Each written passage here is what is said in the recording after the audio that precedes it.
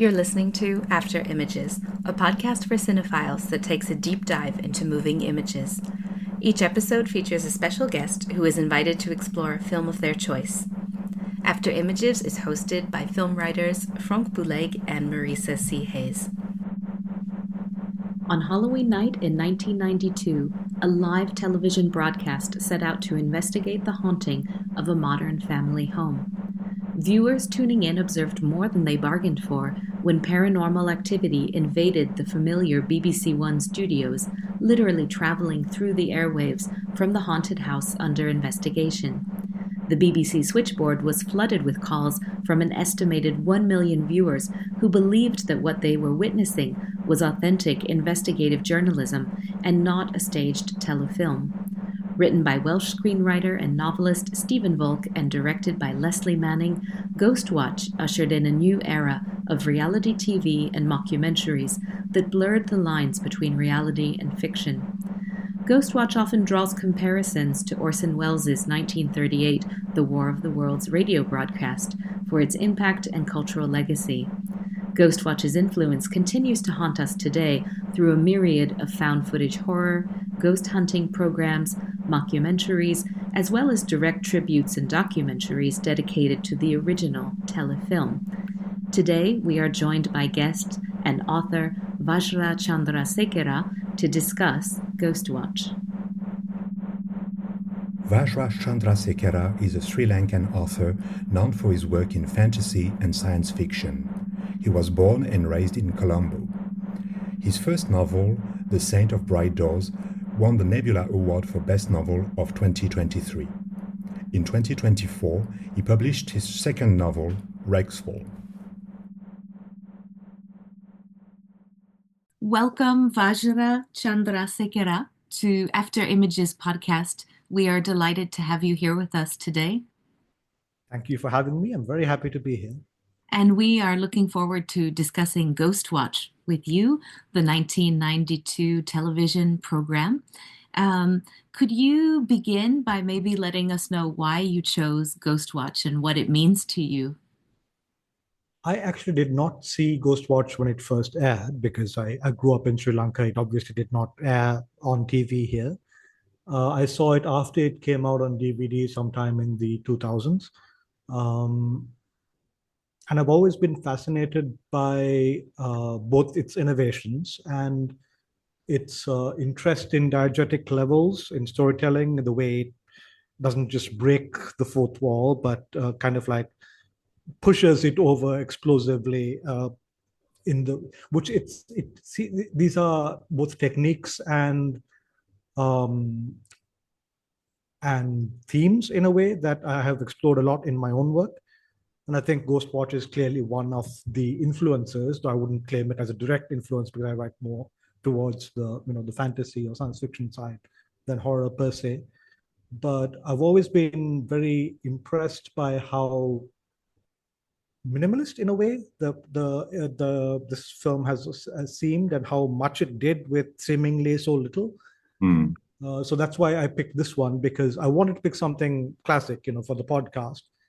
It was either this or Texas Chainsaw Massacre, it being the anniversary, but I figured this one actually appeals to me more, even though I love both of those films, because specifically of its layered diegetic structure, which is the part of it that really sort of speaks to my interest in fiction. And I was wondering too, if perhaps also the importance of ghosts might not be something that is important to you. I had the feeling that ghosts and hauntings are a recurring theme in your fiction, aren't they? Yes, very much so, yes. It's the aspect of horror that I think shows up most commonly in most of my work, where it's fairly common to have some kind of thread of haunting, not necessarily in a classical form, but something, usually for me in the context of the memory of great crimes or atrocities that persist in later eras, which is obviously of interest to me because of the war and the genocide at the end of the war in 2009. So these are themes that have been present in my fiction since I began writing. And Ghostwatch has, I think, a more conventional take on haunting in that sense. but at least at the level of the the most basic story in the movie. But it also has, I think, a great deal to say about how different kinds of narrative are haunting each other, which is, in that sense, that is, I think, the very same kind of haunting that I like to write about. So it's Mm. And Ghostwatch itself is still haunting us, isn't it? Even though it's been 30 years. yes, very much so. It's actually quite strange if you think about it, because part of the the power of the film came from the now infamous fact that it was mistaken for real by a lot of people during the live broadcast. But for me and a lot of other people who came later, we never saw the live broadcast, so we encountered it as this film that was already iconic, explicitly as a horror film, and still somehow it has that power, partly because of its history of the broadcast and everything that happened there, but also I think because of its place in history in a different sense, in the sense of like filmic history, like these various technical and narrative innovations that went on to become so popular to the point of oversaturation in the decades to come. And many of those things, I feel, I mean, I'm not a film history expert or anything, but I feel a lot of these things started with or became popular after the kind of the phenomenal reception that Ghostwatch got in the 90s. So, for example, I saw Blair Witch before I saw Ghostwatch, but the chronology of it makes sense to me, having seen that and other films that used similar methods. So, yeah, I think that there's a very real sense in which Ghostwatch, as a horror movie, not as a documentary, not as a live broadcast, but as a horror film, has a kind of very vital, haunting presence in horror film today. And I think that, like the best sorts of hauntings, Ghostwatch has multiple layers of hauntings. On one hand, on the surface level, there is the haunting of this home that we're experiencing as viewers that sort of imitates the Enfield poltergeist case. And there's this very literal, malevolent, ghostly presence. And at the same time, like the best of horror and other genre fictions, we really dive deep into past hauntings in terms of revisiting this ghost who has been referred to as Pipes in a Victorian context. One caller says that this may have been a Victorian baby hunter who was in the sort of baby trade. And then we also get the more recent history of perhaps a pedophile who has been active in the area, who lived in the house.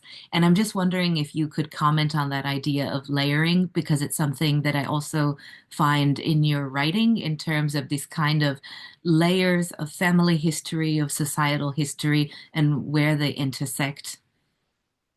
Yeah, I think the Enfield poltergeist is, I think, clearly something that the filmmakers were directly referencing, right? Because that was also, I believe, in the late 70s, so not too long before the film, and also featuring a single mother, and I think there were more kids in that case, but there were 2 daughters for sure, and possibly other children.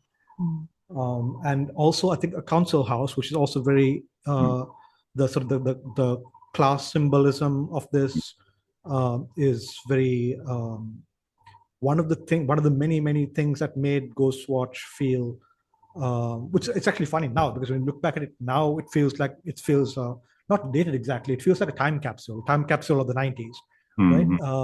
But at the time, even in the early 2000s, but especially in the 90s, it must have felt so contemporary.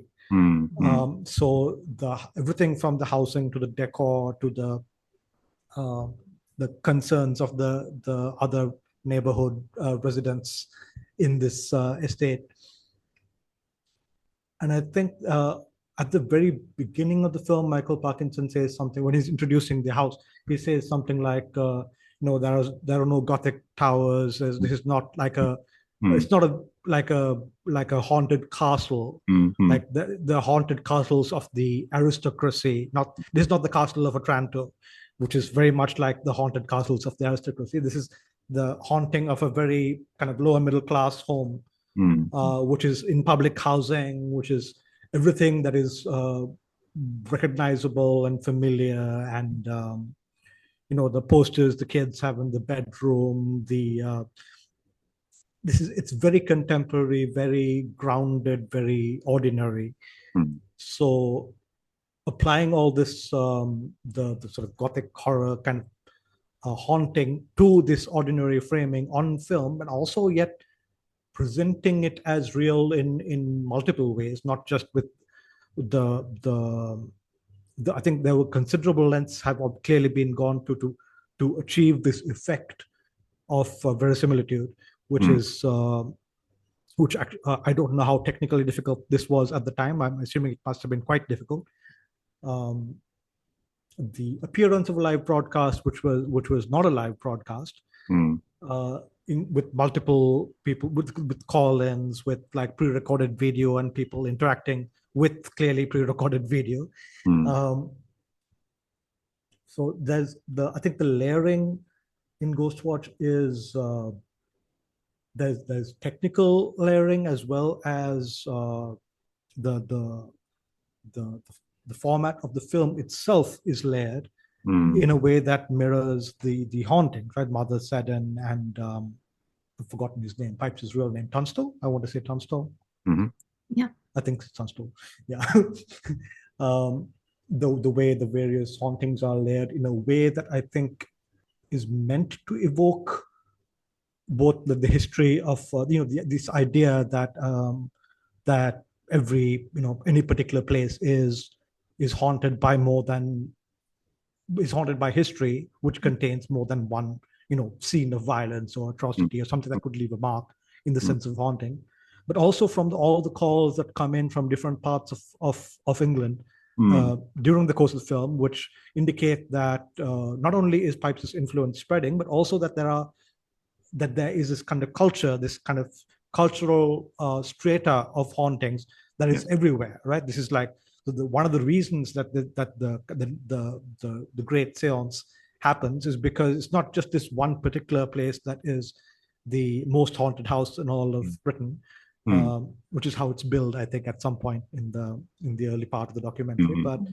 that the whole country is haunted in a very similar way, and that many people are having similar experiences, some of which are maybe whether they're real or not is kind of besides the point. The point is that the fear is infectious, and the resonances are infectious to many people who are watching this show in the world of the story, in the world of the film. So I think that layer of cultural haunting is a big part of what Ghostwatch is tapping into.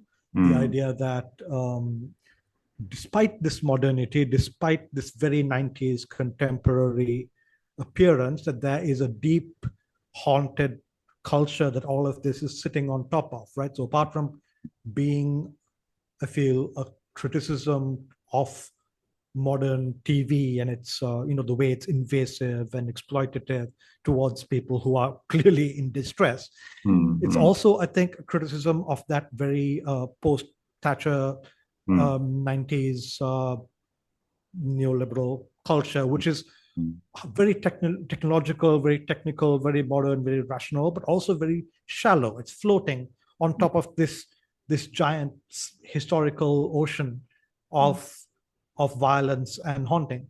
And yeah, that's to me, I think what comes to mind most when you say layers in Ghostwatch.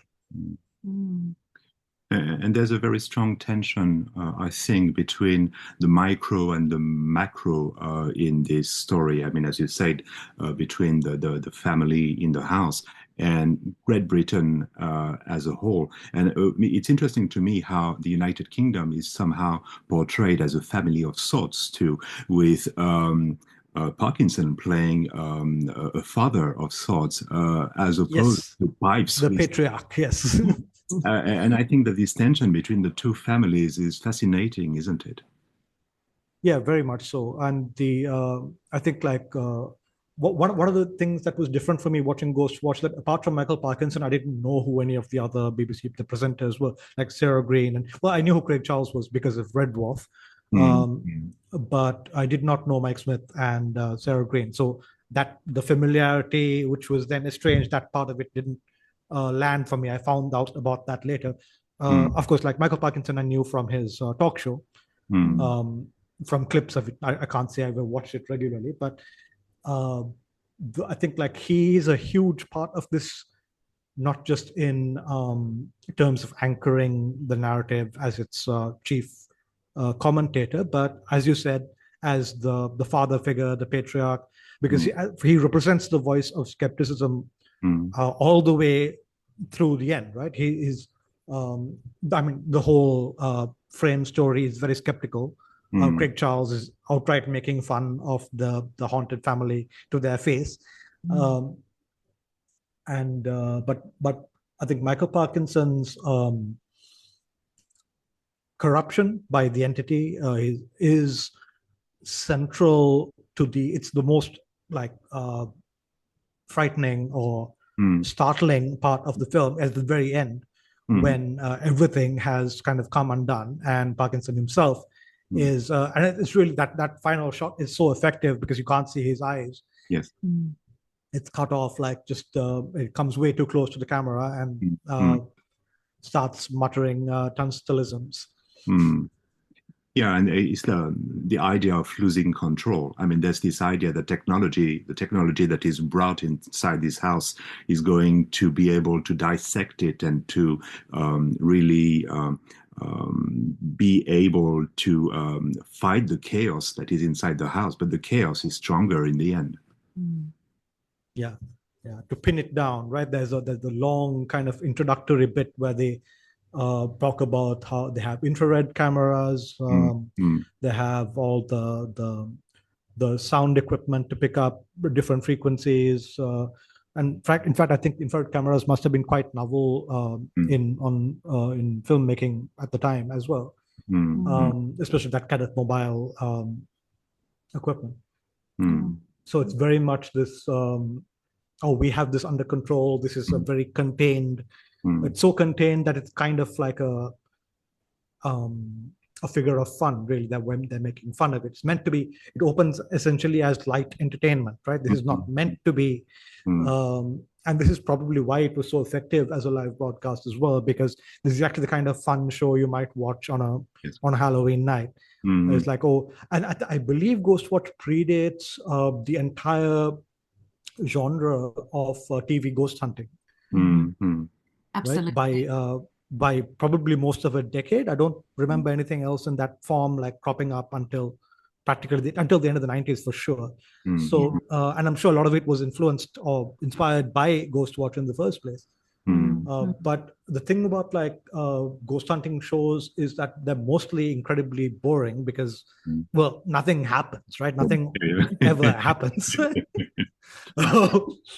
So I read it was an article, I think somewhere, someone was commenting on Ghostwatch for one of the anniversaries. I came across it when I was Googling up stuff for this episode. And this was someone who had watched the first half of Ghostwatch like live and then gone to bed because they thought, oh, well, this is just going to be like boring. They're going to be up all night and nothing's going to happen. Because, yeah, you can actually do that for the first half of there are appearances from Pipes, but they're subtle and you don't really notice most of them. In fact, I believe Lesley Manning has said there were some absurdly high number of appearances from Pipes. I have never seen most of those. Yes. I've never caught more than like 3 or 4 myself. Yes. Same. Sorry to interrupt, but this is actually something that I find very interesting because we are always talking about Ghostwatch in relationship to reality TV. But to me, there is also something, especially for the people who are watching it a second or a third time, about a game show, about, where's Waldo? I mean, it's not where's Waldo, but it is where's Pipe. I mean, and you try to find him. It's really interactive. And the mere fact that you can have watched it like a half a dozen times and still not spotted all the appearances of Pipes that are supposed to be there is amazing in a way. Yeah. Yeah. And I think rewatching it as a horror. Oh, sorry, I interrupted. Oh, no, please. No, I was just going to say that when you rewatch it as a horror film, you realize that one of the other things that are layered is the concept of audience, right? Because if the people in the haunted house are the players, then the first audience is in the film itself. That's Parkinson and Dr. Pascoe in the studio. And the second audience is the people who the 11 million or however many people watched the live broadcast in 1992. But then there's a third audience, which is everybody who came afterwards and is watching and rewatching this as this iconic horror film, and trying to pass how it works, what did it do, how does it influence horror. So that even the concept of audience is very specifically layered because this film had these very different receptions. So the events in the house, the haunted house, also have very different receptions. As you say, the game show reception is a completely different approach to the film. And to come back to these ghost hunting type shows, I think it's really interesting what you said, because we don't have this culmination in some really exciting event. It's such a kind of drawn out, very different cadence in terms of the rhythm that those shows produce. And at the same time, in terms of aesthetics, I think that Ghostwatch is what really set the tone for them in terms of using these kind of infrared cameras and thermal cameras and all of these different types of images that we see in Ghostwatch that then become the norm going forward. And I'm also thinking about the intersections of reality TV, which, where I was living at the time anyway, sort of came up in the early 90s as a major force, and then went on to take on different forms. And I'm just curious, because it's very interesting to discuss with people in different countries, to know where you think this intersection of reality TV and also different kinds of supernatural programming, how does that sit, for example, in a Sri Lankan context for you? What's your experience of that model television? I think for us, reality TV was very imitative. It came late. It came after, I think, we also basically have the equivalent of, American Idol or whatever, Britain's Got Talent, that sort of thing. Those kinds of shows started showing up, but quite a few years behind in some cases. But once it started going, obviously there was but I don't think we have, and this might just be my ignorance of modern Sri Lankan TV. I don't watch a lot of TV per se, films mostly, but not TV per se. Maybe we have Survivor type shows now, but I'm not aware of any. So I think there were certain genres that appeal more in reality TV. So talent shows are very popular, but the Big Brother kind of thing, not so much, because I think perhaps the cultural norms work against it a little. You got to have people you got to have sort of this kind of sexually charged atmosphere, which probably would not fly so well in a relatively conservative country. And for the supernatural, I think part of the problem is that Sri Lanka has a very different culture of the supernatural, right? We have our own sets of things, different kinds of hauntings. And so, for example, our pop culture has a lot more interaction with very local kinds of hauntings. So, for example, buried treasure, which is protected by a demon. That is a common trope in all magical animals. Magical snake comes out of the river, and this means something prophetic for the country, or whatever. This sort of thing, you have that kind of thing a lot. Haunted houses, I think, are very, to me at least, it's a very European trope. So I don't think we have that quite so much. We do have, ironically, the Gothic horror was wildly popular in Sri Lanka, always has been. So transplanted to a local setting, but classic sort of are this colonial mansion, now dilapidated, overlooked by its ghosts kind of thing. So a lot of early Sri Lankan English literature in particular was very much just transplanting 19th century Gothic horror into Sri Lankan settings. And it was also like, I think, a very common trope in Sri Lankan TV programs of the 80s and 90s. But apart from that, I think our hauntings generally take a different, we work with a different set of tropes. So you wouldn't quite get a show like I think a ghost hunting show would not quite work the same way. Like roadside ghosts are much more common, I think, as a trope than in a house, right? Like, I don't know if you know the Mohini story. It's like kind of the woman in white. It's a local variant of the woman in white, basically. We have that. It's very popular.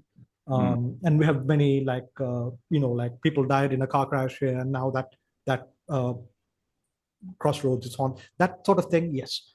But I think there it would be likelier to see exorcism rituals turned into pop culture than it would be to see, because they already practically are pop culture anyway.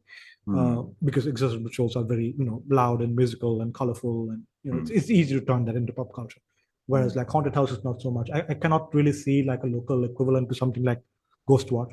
So for me, I think there was that little bit of a translation. Like I said, like for example, not recognizing who Mike Smith was or who Sarah Green was. There's a cultural gap there.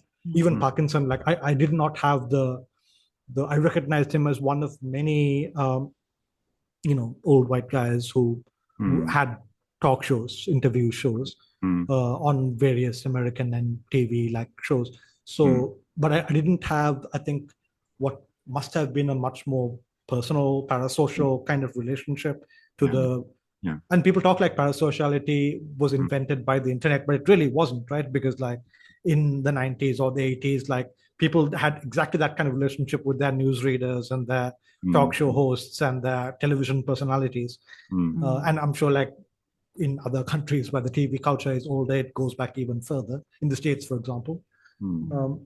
And that, I think, parasocial relationship is exactly what they're playing with here by inverting it, right? Because there's this kind of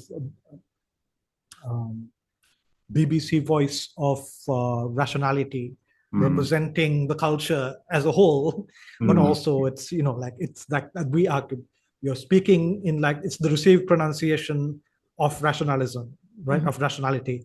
Like so when Michael Parkinson says, "Oh, there's nothing to panic. These sorts of things are very rare," you're expected to take that at face value, and when the film subverts that, it's that much more effective. So it's that part of it is less effective if you aren't like, if you haven't been taught from childhood to have that relationship with Michael Parkinson personally, but you can still recognize him as an archetype of that sort of person, even if you don't know his work particularly well. I think, judging from what I have read, Sarah Green was a children's show presenter, so this must have been even more of a punch as it were, especially for any kids who were watching that night. Yeah. And I've read that her on-screen husband really was her husband, because for Frank and myself, we also don't have those references of Michael Parkinson, for example. We didn't grow up watching that.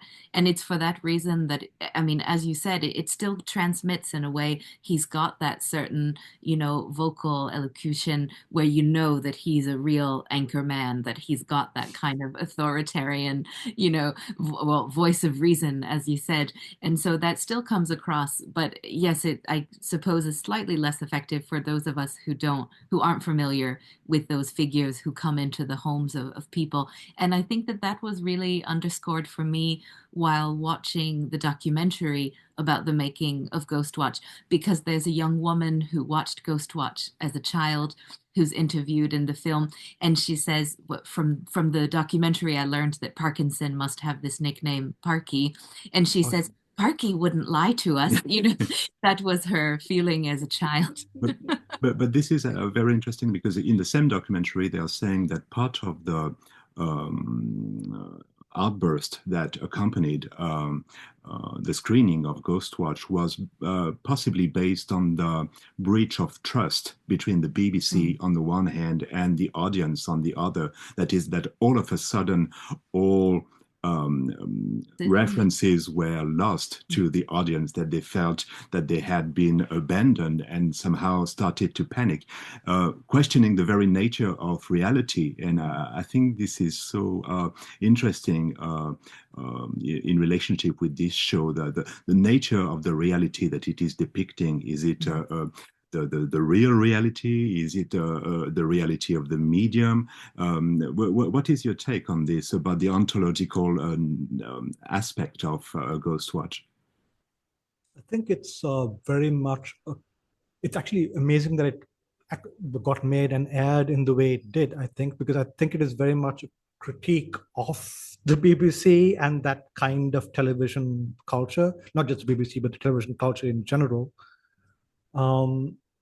And I think to that end, I think it goes to great lengths, first to build that kind of trust that it will then betray for maximum effect, but also to go as far as possible to entangle the audience, to make them feel implicated in what is happening. Like, this is a live event, you are participating, you are part of this culture, this event, this is all really happening, because it, like, from the call-in numbers to the actual calls to the reassurances that Michael Parkinson gives throughout, like which are reassurances that you realize afterwards are like, there to build that trust so that you can break it. But the seemingly interactive nature of this pre-recorded broadcast and I read somewhere, I think, that they weren't even sure if this was going to air on Halloween. That was like a touch or go, whether like it would actually air on the correct date, but it did. So if it hadn't, presumably people would have panicked less. It would have been like easier to like read it. But yeah, I think one of the things that Ghostwatch does really, really well at every level is to very convincingly present a show that is being made, right? They're very careful to not just to make the show, like fundamentally the film is about like a group of people who are making a show, right? You have the cameraman, your studio, the sound people, and so forth. So just the number of times you can see the mic, you can see the cameraman moving around. You're conscious of the camera movements. In fact, you're even conscious of when the cameras switch from the handheld camera to the fixed cameras in the house, because that gives you this kind of bird's eye view. And it's very, very rarely that they do a dramatic zoom in. And they do a few times, and I think that was like they couldn't like avoid like the kind of dramatic zoom in that makes it feel more drama like than a documentary. But I think I told you when we first started talking about this and why I wanted to talk about Ghostwatch is I said I watched Late Night with the Devil recently, and I didn't like it.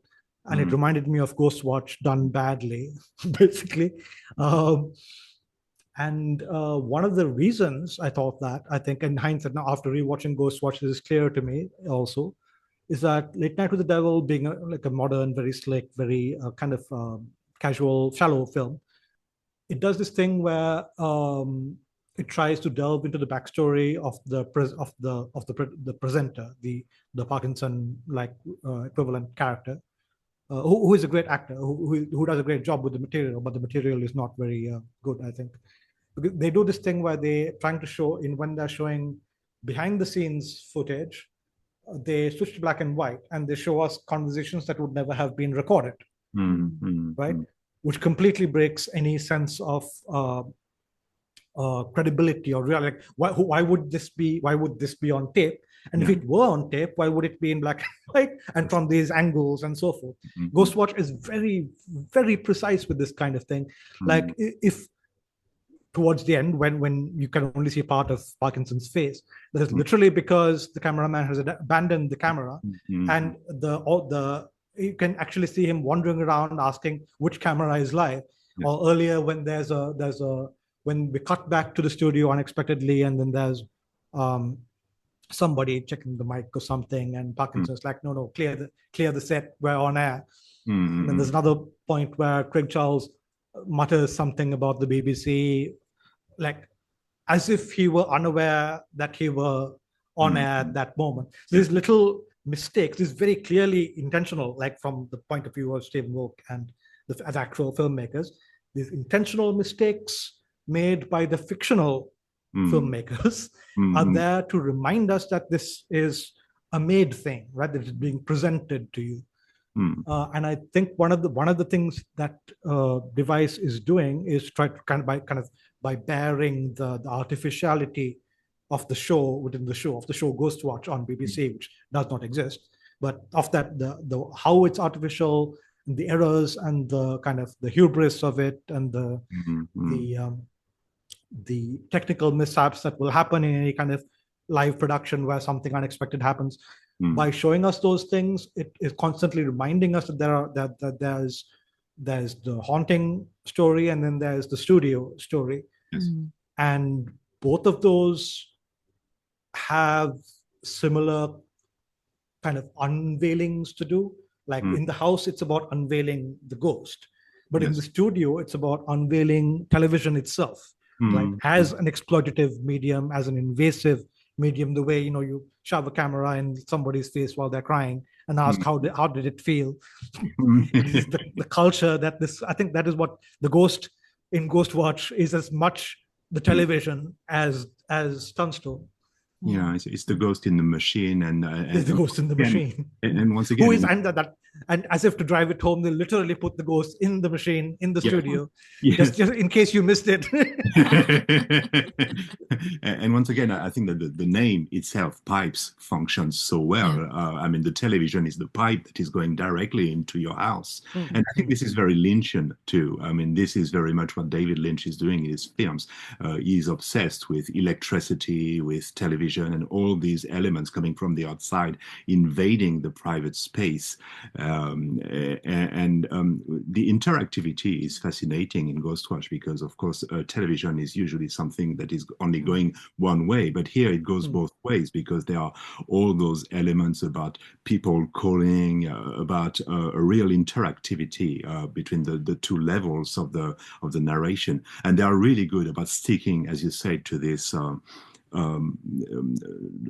point of view that they've chosen in the beginning, in this style of telling it as if this was a live show the whole time, and not breaching the trust with the audience by adding elements that would have been pre-recorded about thoughts or different colors. So I mean, I think that it's very true to its source material. I like the pipes thing that you said, especially because it evokes, I think, the internet is a series of pipes. I don't remember who said that. It was some politician somewhere. And I think that happened a good 10 years after Ghostwatch. But that language it does, in fact, date back to television and to probably even older. Like, I don't know if like people talked about the radio that way, but the idea of like something being of connectivity, right? And of course, the whole knocking on the pipes thing.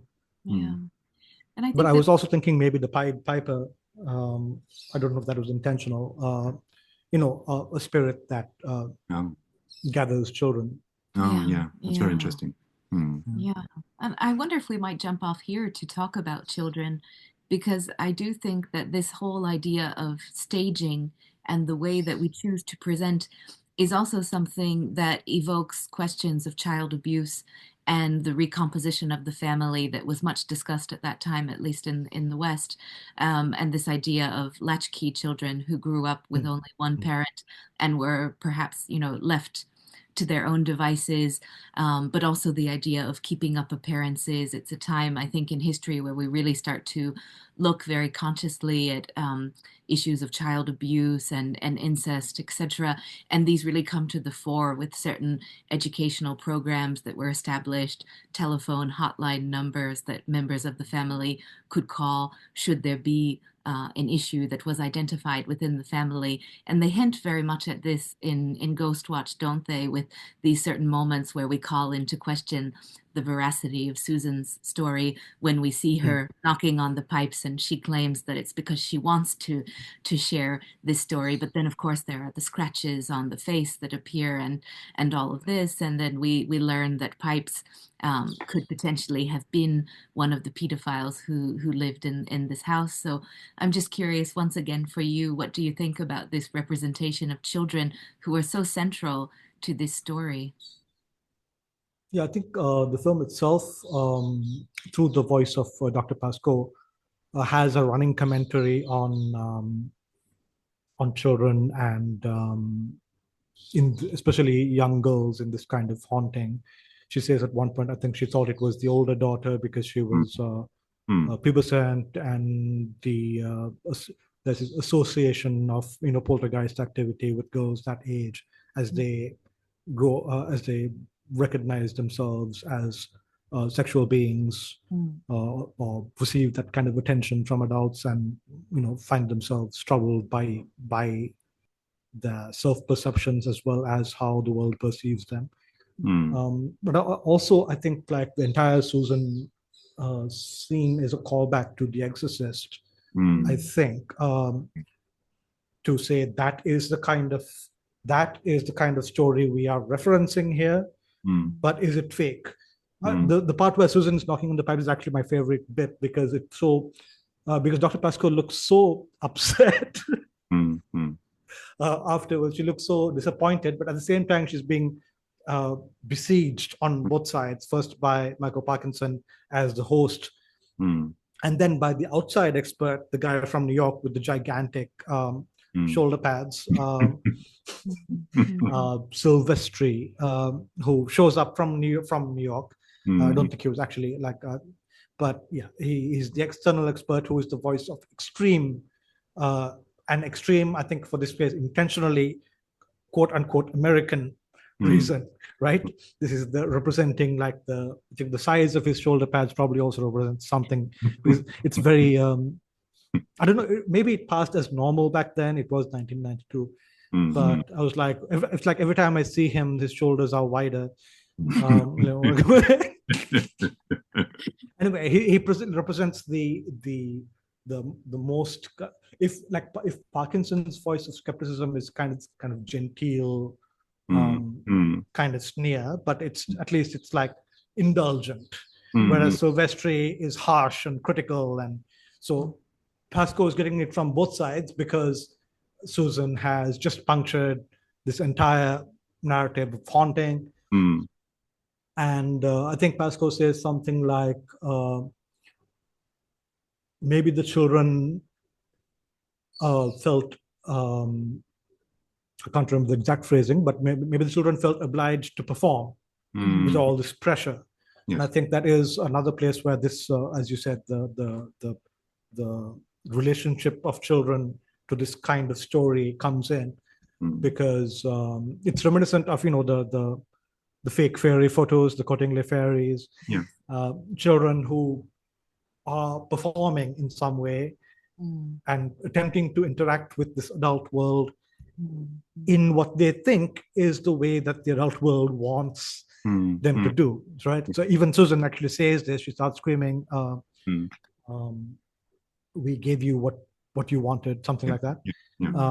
So because she thinks that the attention, this gratifying attention from this cool older woman who is a scientist and respected and all these things that that she presumably aspires to, all of that comes because of the haunting. So if the haunting is not presenting itself, she feels compelled to create a haunting on her own. So in the world of the story, the haunting is real. So this is not actually pure invention on Susan's part, but there is a degree of invention at the same time. So, and I think the Ghostwatch also, I think, skewers Pascoe's point about the pubescent girlhood, because it turns out that Kim is just as haunted as Susan, right? Because she Pipes gets her to blind her stuffed toy, which is one of the more sort of oddly more startling moments in this film. Is like the scratches on the face, I'm sure, were very startling, like on live TV. But knowing it's a horror film, somehow the blinding of the bunny rabbit is more startling to me, because that is, it feels like an unnatural thing for a child to do. Whereas scratches are just makeup. I mean, you're watching a horror film, you understand it, but like, this took a twist kind of thing. I think like it's also telling that at the end they keep trying to get the kids to leave the haunted house, but the kids won't go for whatever reason. And I think that the concern for the children, the adults keep, like when the adults realize something is going wrong, they keep trying to get the children out of the house. The children keep going back into the house and placing themselves in danger, and also exacerbating the haunting and the pace and the intensity of the events. So there's very much, I think, clearly something going on here, as the children as the catalyst, as the kind of the focal point of all this energy. And as you say, it is because I think of the innocence and the vulnerability of children is in fact literally the energy that drives the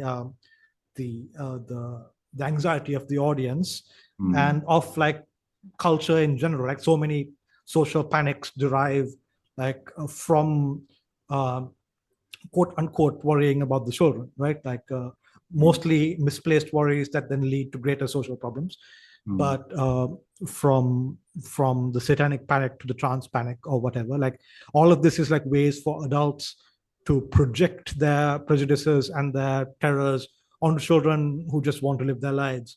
But that the use of children as focal points, as objects of this to invest energy in, I think that is what the film is demonstrating by the fact that the children are impossible to extricate from the haunted premises.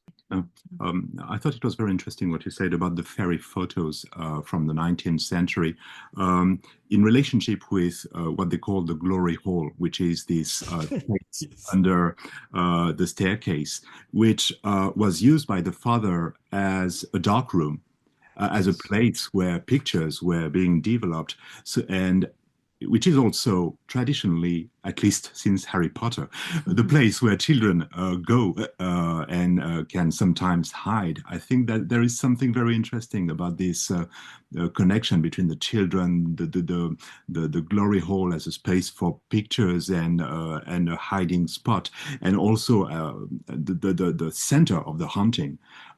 This is the place where the newscaster gets disappears at the end of the film. Can you tell us about what you think about the symbolism of this place and what it might mean in relation? Well, first of all, I found it nearly impossible to not laugh at the glory hole. Apparently, this was at some point in regional British usage, glory hole meant something else. Like I had to look it up, like a cupboard where you stored miscellaneous objects, and not what I think everyone in the world would now consider to be a glory hole. They keep saying glory hole, which is, we're like, please stop saying glory hole. But yes, so the glory hole. It's also the place where I think Tunstall is supposed to have killed himself, which is why he appears. I think one of the clearest appearances of and actually Pipes is a very unusual horror movie villain in this sense, because he doesn't actually properly appear at all, right? Ever. Like every conventional horror movie, the monster towards the end at least will appear in all its terrible glory. But I think the clearest glimpse we get of Pipes is when the reporter opens the door and it shuts again, but behind you get this glimpse of Pipes, and he looks more solid and more present behind the door than he does in any of his other appearances, because I think most of his other appearances is either kind of like an effect of the shadow or seen in glass or through glass. So this is like our first and only, I mean, I might be wrong about that, but like glimpse of him like in, no, that's not right, because he also appears in the crowd outside at one point when Craig Charles is leading the medium. So that is also like a direct like view. So just for a second kind of thing. But yeah, this is the first kind of confrontational upfront view of the under the stairs cupboard. I didn't make the Harry Potter connection. I kind of like excised Harry Potter from my mind after J.K. Rowling became a TERF and generally. So I no longer those associations don't come to me. But yeah, I associate the term below stairs with kind of like this Downton Abbey kind of below stairs, meaning the servant class of their aristocracy. So I wouldn't have made that connection either. But yeah, the dark room, that is interesting because I didn't really think about that. But as a place of revelation, as it were, where previously unseen, invisible things are made to manifest, kind of thing. So in that sense, yes, though I actually don't remember what happened to the husband. Has he died or are they just separated? I think they're separated. I remember well. Separate, right.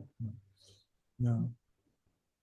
Which presumably he was never haunted by pipes in his dark room. Yeah. No.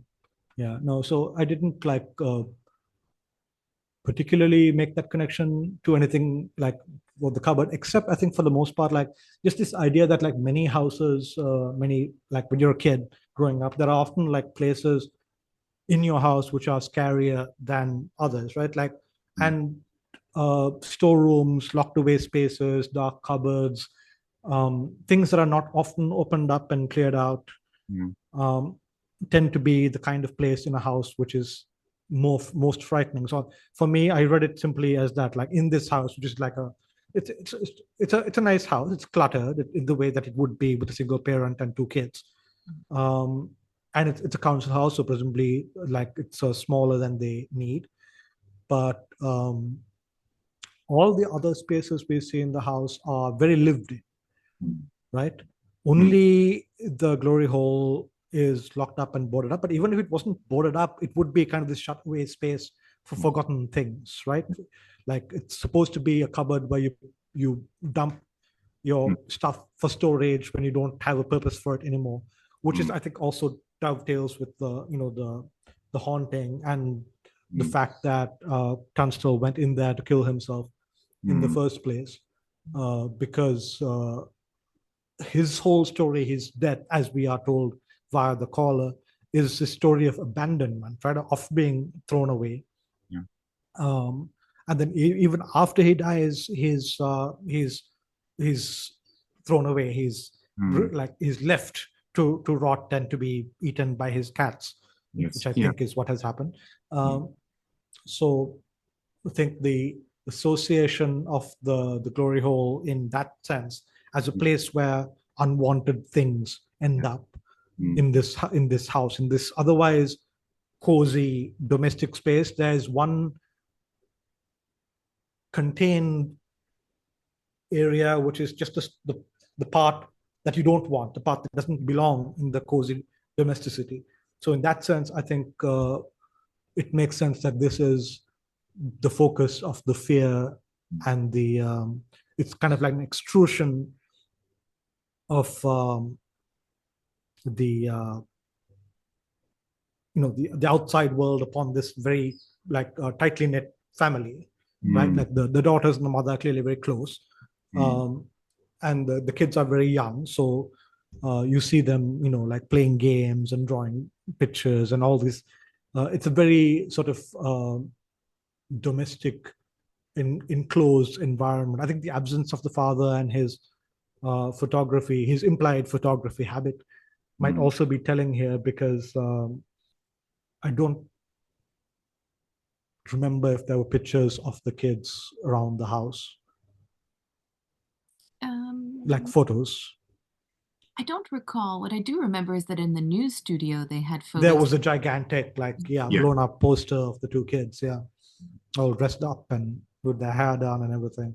Yeah. Yeah, but I assume that had been done by the BBC, like in the story, because they have been working on this for so long. Yeah. Yeah, but I thought this is also one of the reasons that the kids are so attached to the parapsychologist, is because she's been working with them for over a year, and with the absence of their father, she's like the only other like adult presence in their life. So they want to impress her and to please her. Hence the performance, the fake pipes that Susan attempts to put together. But that space under the staircase is very much a black hole, like I would say, it's a space of repression that is associated with the father, with the absence of the father, and that drags everything into this pot, just like a black hole would stars in the universe. I mean, there is something there's a lot of energy there, I think, isn't there? Yeah. And I think the absence of the father is a good way to put it, because they don't really talk very much about the absent father, but maybe that is precisely because of that kind of repressed energy, which is going directly towards that space that used to be his and central to his own interests, which is not part of the domestic life. And Tunstall himself is like, as far as gender dynamics goes, Tunstall is a very ambiguous figure in his own right. Whether he's possessed by Mother Seddons or simply inspired by Mother Seddons, or but he wears a dress. He claims that there is a woman inside his body. So there's all this. All of that would be responded to very differently today, I think. And I'm not sure if some of this was not like there was a tendency, I think, in 90s horror to lean on gender deviance as a Silence of the Lambs, for example, to lean on it as a like a source of horror, like, oh, look at the scary person who is not definitively male. But I think there's something little more than that going on with Tunstall and Mother Seddon, because it's also like we were talking about the layering of ghosts, right? The layerings of hauntings. So Tunstall is embodying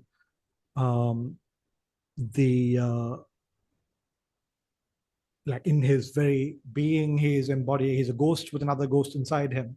Yes. Maybe that's one way to read it.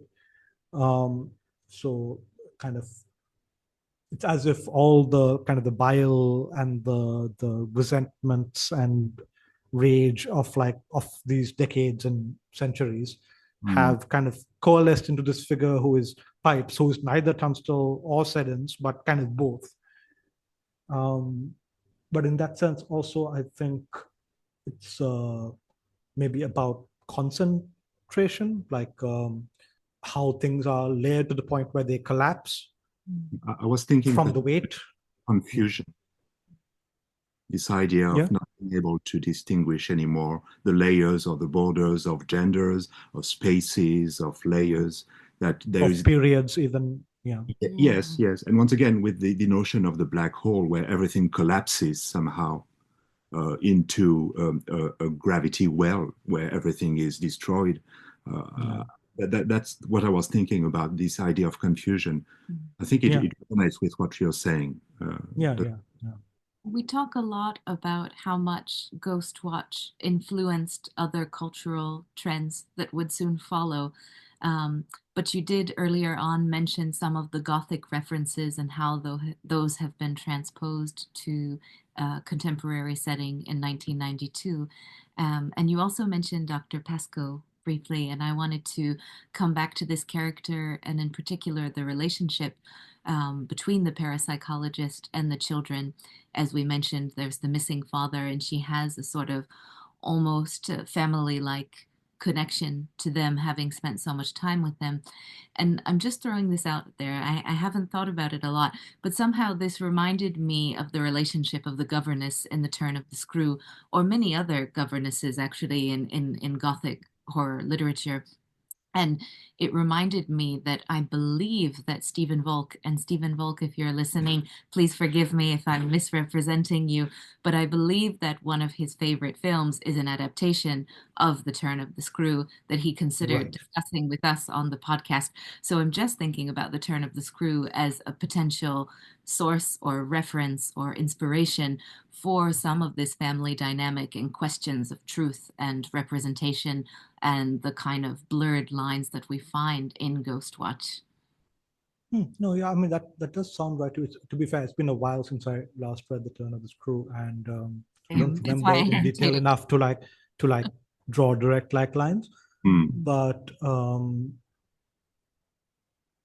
yeah, there is clearly a sense in which Glenn Pascoe has inserted herself into this family and in some ways confused their needs with her own. Like, for example, agreeing to this TV broadcast was clearly not in the interests of the family's mental health. But she went ahead with it anyway because, I don't know, exposing, or not exposing, but being able to break this story, if that was possible, is a bigger deal to her than upsetting the kids or whatever. So there's kind of there's I guess that's also, it's not particularly unparental, this mixture of of care and also using these small humans for your own benefit, for your own ego, for your own whatever. I don't get the sense that the kids see her as more of a parent or more of a mother figure or anything than their own mother, because they are clearly very attached to their mother. They call for her whenever they're freaking out. They talk to her intimately whenever. And she's the one who's comforting them usually. Pascoe's usually at a bit of a distance, except in the few scenes where the recorded scenes where you see Pascoe interacting with the kids directly on her own. So I don't think it's like an in loco parentis situation. I'm not sure if the governess works exactly, but I'm not entirely sure it's kind of like a initiatory, like a magical kind of aspect to this relationship, which is what I kind of got from "we gave you what you wanted," quote unquote, from the elder daughter. Is that being a parapsychologist is kind of a fringe position, right? Kind of like being the village witch to this 20th century Britain kind of thing. So I think it's the not the power exactly, but the access to knowledge and to this greater world that at least one of the daughters, the elder one, seems to crave, whereas the younger one not so much maybe. But so even though she goes to her mother for comfort, she turns to Dr. Pascoe to be initiated into this different kind of adulthood. I don't know, it's just it's a incomplete thought, I guess. But that is the kind of relationship that I got from the film. Not an unquestioning acceptance, but yes, definitely she accepts this woman's authority and her right to make these proclamations or these assertions about what is real and what isn't real, or how to deal with any of it. Yeah, and I think the callback to Gothic fiction at the beginning is very much to deny it, but at the same time, the tradition of Gothic fiction doesn't. One of the things that Ghostwatch is saying here is that Gothic horror doesn't require a castle.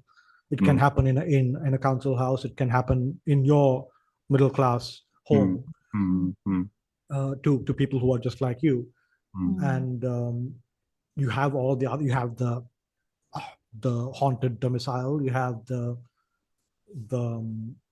familial traumas.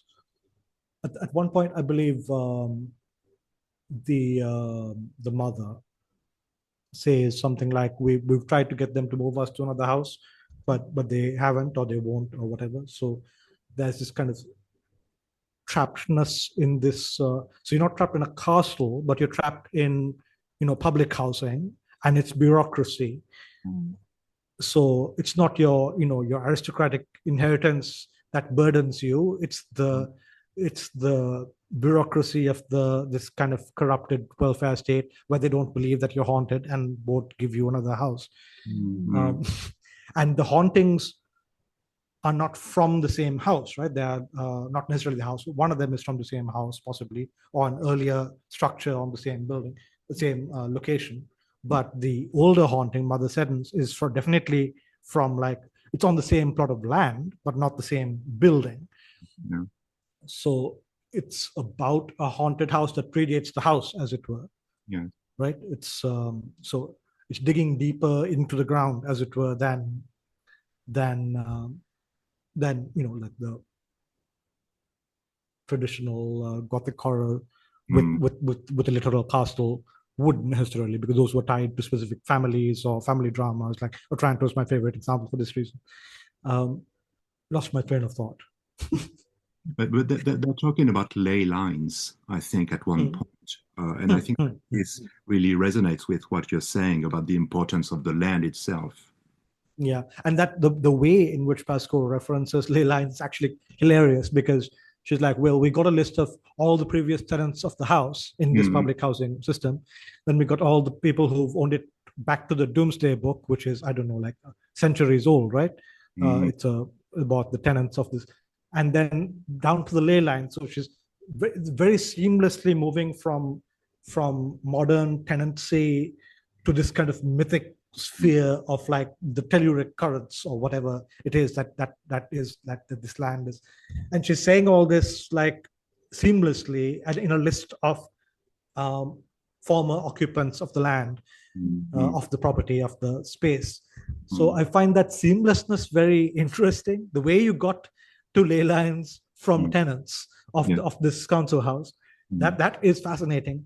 And the fact that it goes unremarked, like Parkinson doesn't question it. No one questions it. The caller questions it only to say, well, you didn't account for the illegal tenants. But it's funny because with television landscape in a wider context, I think it's also a reference, a kind of shout out to some of the great sort of British horror television of the 70s, where ley lines are very much a recurring theme that came during this kind of period where we talk about kind of golden epic for history, a golden historic era for horror television in the UK. And for me, it was something of this kind of greater metaphor for British television in general. I don't know. I've never asked Stephen Volk about this. No, I think, it's very true. I think I don't know the TV in question, but I have to say that ley lines were extremely popular in fantasy, like fiction, and of that, because there was an era in that kind of like through the 60s through to the early 80s maybe, when a lot of parapsychology stuff was imagery ideas was very popular in fantasy, and in science fiction for that matter, right? Like telepathy, ley lines were treated, I think, in many cases as more science fictional than fantasy. This was the kind of technology that humanity was on the verge of understanding, like telepathy, ley lines, telluric currents, the Akashic records, whatever, like all this, like this hippie stuff. A lot of it was like Eastern Orientalist stuff, like filtered through the hippies and through the Timothy Leary or whoever, the very extremely high, extremely stoned, the Carlos Castaneda kind of school of like thought. So yeah, and that was seen as kind of like and this is also the era of like the CIA feeding people with LSD and trying to get them to do remote viewing or whatever. So MK Ultra and all that. So all of this was seen as kind of semi-technological, right? It was a kind of science fiction. It was something that was supposed to be within grasp. I think Ley Lines was one of that at one point. I think like it was something that like many people who we would today probably not consider serious thinkers, but at the time were considered serious. Definitely thought of as, oh, like you should totally like tapping into the ley lines is a real and important thing that we should be doing because it has like actual scientific meaning in some sense. So, and I think that fed a lot of horror and fantasy fiction in those decades and also afterwards, because just such a fruitful terrain for imaginative storytelling. It's interesting because, I mean, you mentioned the Akashic record, which you use a lot in Rexfall. In Rexfall, yes. So there is also, I think, a lot of links between the way you describe your story as being linked to a certain, I would say, family line through reincarnation, and the importance of that spot in Ghostwatch that is also very grounded. Do you think that I wouldn't say that you've been inspired, but do you see some resonances between your way of presenting the haunting or the cycle of reincarnations in your novel and taking place? The way that I present reincarnation in Rexfall is explicitly to separate it from family lines, right? From like descent by blood. What I'm trying to say in Rexfall is that these resonances that do exist in time and across generations are about intention and commitment and sometimes just being in the wrong place at the wrong time. And in that sense, I think there is a very clear resonance with Ghostwatch. I don't think I got it from Ghostwatch, but clearly like it is, I think, but there is a resonance there because the same kind of idea, right? Like this family, these kids are not descended from Tunstall or from Mother Seddon. They have nothing to do with any of those people except that they happen to live there. Yes. And they happen to live there through whatever, through bureaucracy, really, no other reason. So I think the idea that people can get caught up in these generational or these historic traumas by accident as much as intention, more than through descent, is what makes it feel very very modern in that sense, because it's a movement away from this very Gothic obsession with inheritance and descent, right? So this is like a modern Gothic way of saying, no, actually, it could be anyone. You just happen to walk into this patch of haunted land, and now it's your problem. Yeah, it's not blood. It's about location. Yes. This might be a nice time to transition to ask you what you're currently working on, and if you could tell our listeners about what we might expect from you in the coming months, years, etc. Well, I am working on what I hope will be my third novel. It will not be coming out next year because it's a bit too late in the season for that. So, but I'm hoping for 2026.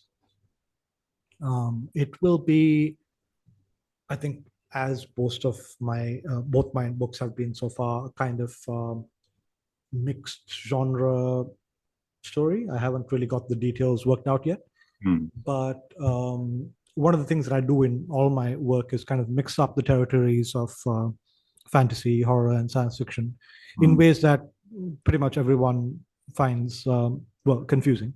But sometimes confusing in a good way, which is, So yes, the third book will be something on those lines, and it will be out, I don't know, but probably the summer of 2026. Next year, there will be the UK edition and the French edition, I believe, of Rexfall. The French edition of Saint of Bright Doors came out just like a couple of months ago. And there should be a few other translations coming out next year as well. So next year is, for me, I'm just keeping my head down and writing while various translations, editions continue to come out. And hopefully by the following year, I'll have something new to announce. Fantastic.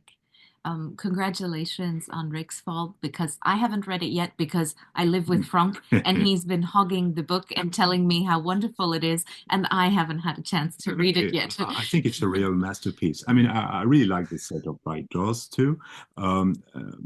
But I don't mean this as a criticism, but I think it is more conventional in its storytelling, much closer to what people expect of a traditional novel. But I think that Rex Fall is taking things to a whole other level, and I really, really thought it was experimental and poetic, and really a masterpiece in my opinion. Thank you so much. Yesterday, and I hope you both get a chance to read it. Thank you. No, I'm hiding it. Yesterday, he told me that it is his favorite book that he's read this year. So that's a really great recommendation. And Thank you so much for having joined us today on this episode of After Images. It was wonderful to hear your thoughts and your interest in Ghostwatch. We hope that your third novel will be a smashing success. And well, thank you again. It was wonderful to spend this time with you today. Thank you so much, and thank you for having me. I had a great time. I hope I made sense. Of course, yes. We hope we made sense also in our question. Absolutely. No, I feel like Ghostwatch is something that we could discuss for hours because there's so much to dig into. There is so much.